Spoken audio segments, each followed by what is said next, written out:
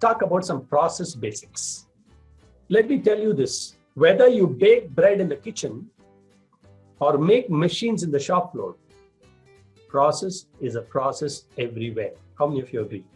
As you all rightly said, excellence is all about identifying those activities in the process which doesn't add value in the eyes of customer. We are going to talk about voice of customer now. Excellence is all about identifying those activities in the process which doesn't add value from the eyes of the customer. So we need to understand what the customer wants. That's what in the next module we'll be talking about, voice of the customer. And systematically identifying these non-value adding activities and eliminating them is what the whole world of Lean is about. Elimination of waste. And even in the value adding activities, there will be variations, and reducing the variation is what is the entire world of Six Sigma is about. Very important to understand these process basics. So we are all here in mapping the process. And each map is for a particular purpose. Okay, please understand this. Let me give you an example of different types of map. And even every map has got a particular usage. Okay.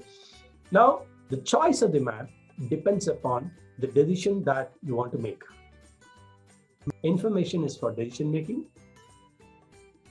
and map is a visual representation of information. In order, you have to decide what decision you have to make in order to choose the type of map that you want. For example, Google Map, it gives you information. Information about whether there is a traffic on the road or not, or traffic in the route or not. And it's a visual representation of the information. And the decision that you'll have to make is whether you can go in that route or you should have to take another. Similarly, suppose Uttarakhand, there is a flood. The first map that we would want to see is a very high level map of a satellite to see exactly which locations are affected. Somebody would go into the helicopter and have a view. Who goes in helicopter? Who are all the people who goes in helicopter? So the type of people who goes in a particular vehicle also depends, right? So the chief minister or the ministers or the government authorities, they go in the helicopter and travel throughout the city or the town to see which places are most affected. And once they decide where to actually send the relief operations, then they take the building view, maybe a building view. Then they go into the ground view. Then they will go inside that exact spot and save a place. Similarly, there are different types of map that we are going to talk. One is called as a value stream map. We are not going to talk here. Then inside the value stream map, there is something called as a process map that we are going to talk. And as an extension of process map, we are going to talk about SIPOC. That is the inputs to the process and output to the process, and who gives these inputs and who are the usage, who uses the output, that is the customers. So we are going to see the SIPOC map.